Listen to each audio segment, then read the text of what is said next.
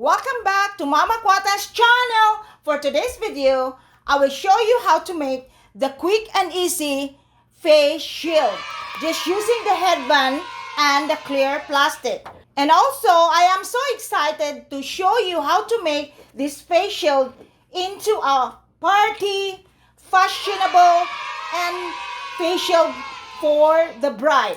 So, are you excited? Let's go!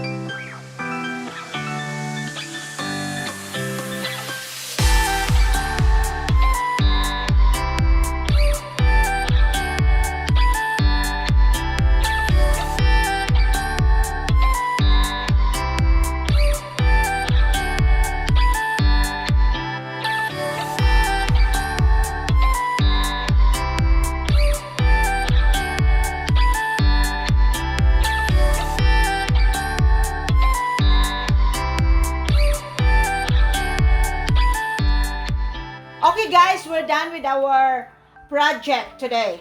So, as I mentioned earlier, I'll show you how to make the quick and easy face shield. So, this is it. So, I'm just using the clear plastic and then headband. So, you can choose any color you want. You want the black, you want the white, or the pink. It's up to you guys. So, this is just very quick and easy and simple. So, no need to buy those expensive face shields. Okay, so like that. It's just easy.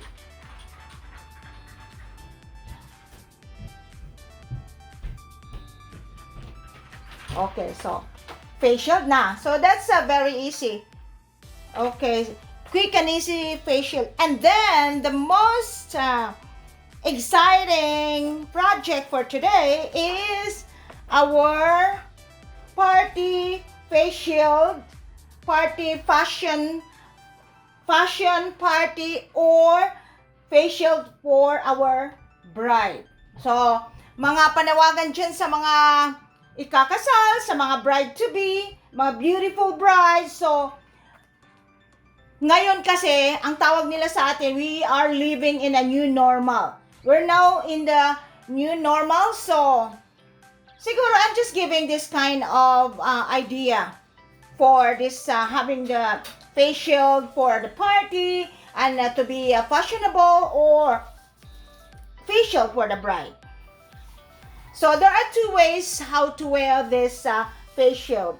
Okay, so you can just simply wear like this.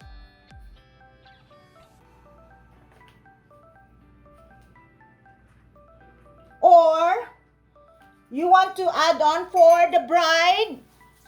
Sa mga ikakasal dyan, lalagyan natin ng so pretty. So we can attach this lacy fabric, this tool. I forgot what's the name of this fabric, but just a fabric, and then you can attach that as your veil. Yeah, so attach this one into your face shield as your veil. So ayan. So it could be double purpose. You have already the pretty face shield and also the veil. Oh, look at that. So guys, I hope you learned something for today's video, which is we have the easiest, quick and easy face shield using the clear plastic and the headband, and the fashion, the party, and face shield for the bride-to-be. Oh, look at that, so pretty. So that's all for this video, guys. Please don't forget to like, share, comment below, and subscribe to Mama Quatek's channel. Bye for now. I love you guys. God bless you all. Look at that, pretty.